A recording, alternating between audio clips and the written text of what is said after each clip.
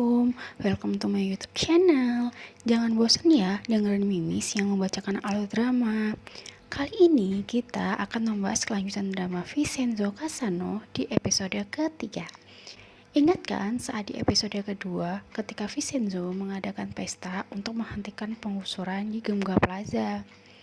Ditampilkan adegan Vincenzo dan Chanyong yang saling bertatapan. Karena merasa curiga, Chanyong mengajak Vincenzo untuk berbicara.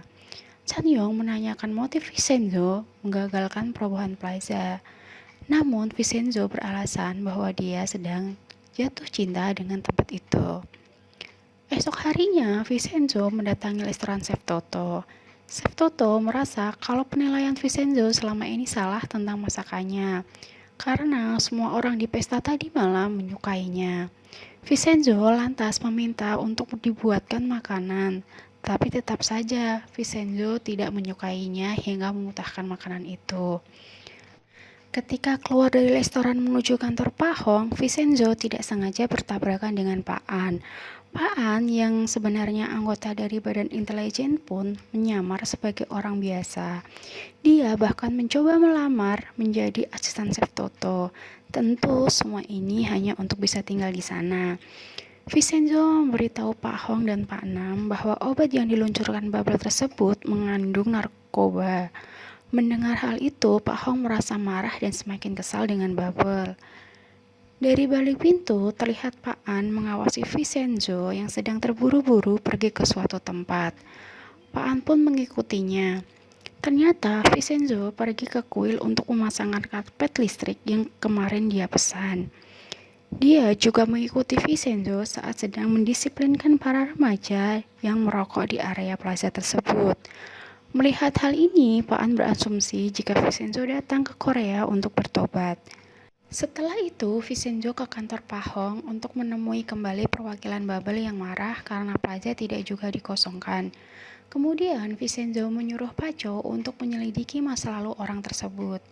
Setelah mendapatkan bukti-bukti yang kuat, Vincenzo ajaknya bertemu kembali. Dengan memegang bukti-bukti penyuapan dan perselingkuhan, akhirnya Vincenzo berhasil mengancamnya dan saat itu bisa mengulur waktu perobohan. Scene berikutnya ditampilkan Chanyong yang sedang dimarahi Choi Mung Hee karena menirukan gerakan senamnya di pesta dihubungi Pak Hong untuk menemuinya. Pak Hong memberitahu Chanyong jika obat yang dikembangkan Bubble adalah obat yang tergolong narkoba. Chanyong yang tidak percaya pun meninggalkan Pak Hong.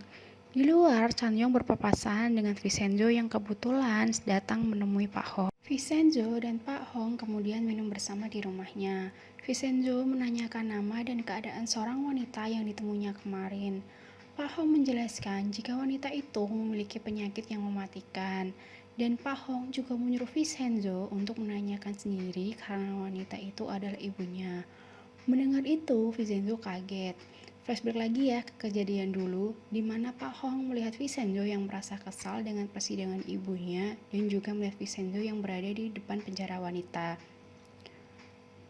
Keesokan harinya diberitakan jika villa yang digunakan oleh tim pengembang obat Bubble mengalami kebakaran hingga menewaskan korban. Vincenzo kemudian mengikuti Pak Hong yang sedang marah menuju lokasi.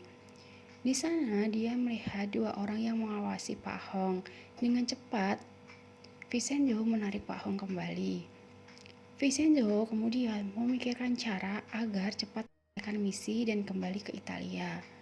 Kemudian dia mencoba meyakinkan lagi para penyewa untuk pindah dengan tanpa syarat apapun.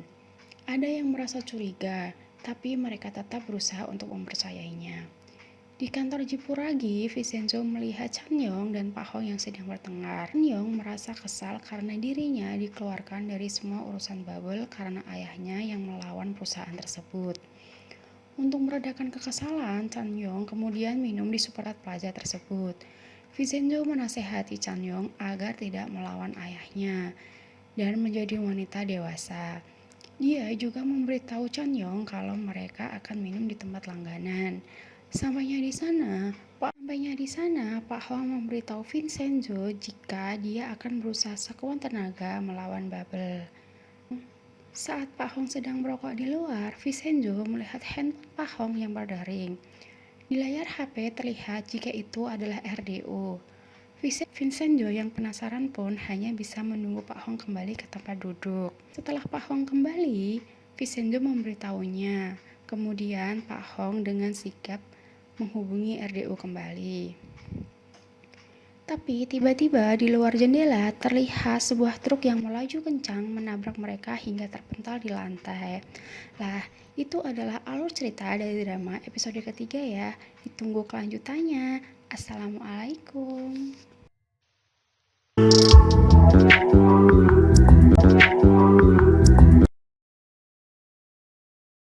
Tiba-tiba di luar jendela terlihat sebuah truk yang